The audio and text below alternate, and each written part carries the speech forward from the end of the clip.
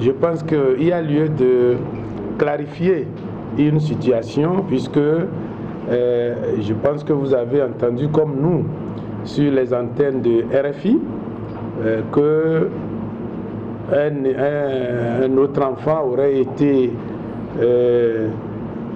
traité d'une façon qu'on a décrite.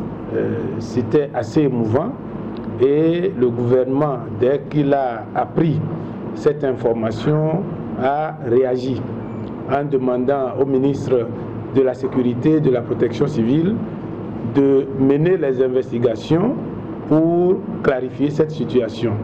Je pense que les premières informations que nous avons démentissent cette manière dont la chose a été présentée, et il y a même un médecin qui a présenté une version qui est assez claire.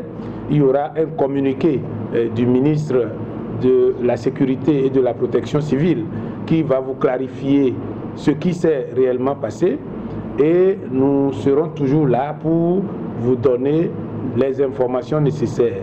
Mais ce que vous devez savoir, c'est que chaque fois que le gouvernement aura ces genres d'informations, il n'hésitera pas à faire diligenter une enquête pour que, si des responsables il y en a, qu'on puisse les interpeller et les punir conformément aux dispositions légales.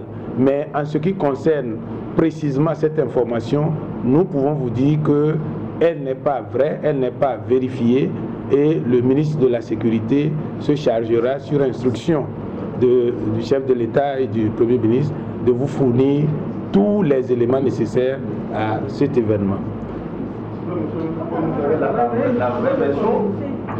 La vraie version, je vais vous donner un aperçu.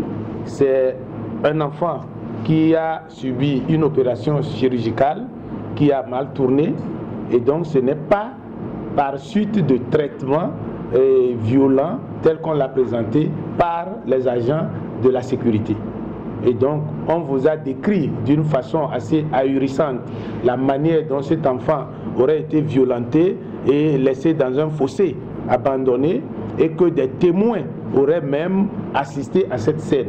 Je ne pense pas qu'aujourd'hui, dans notre pays, on puisse se livrer encore à ces genres d'actes, et le démenti du gouvernement est formel. Le ministre de la Sécurité le fera, puisque c'est sur instruction qu'il a ouvert les enquêtes, et il vous dira avec plus de précision ce qui s'est réellement passé. Est-ce que l'opération chirurgicale est consécutive au cours que l'enfant aurait été reçu lors de la manifestation? Je peux vous dire que ce n'est pas vrai. Ce n'est pas vrai que ce soit...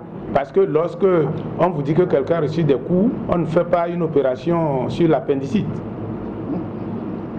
Je crois qu'il avait des intestins perforés. Donc, quand un enfant a des intestins perforés, ce n'est pas sur des coups qu'on a des intestins perforés. Ça, c'est les éléments d'une expertise médicale qui le disent clairement que c'est une infection, et donc je ne pense pas que ce soit sur des coups. Et donc le démenti du gouvernement est formel. Ce n'est pas vrai ce qui a été dit sur RFI, et nous réagirons en conséquence.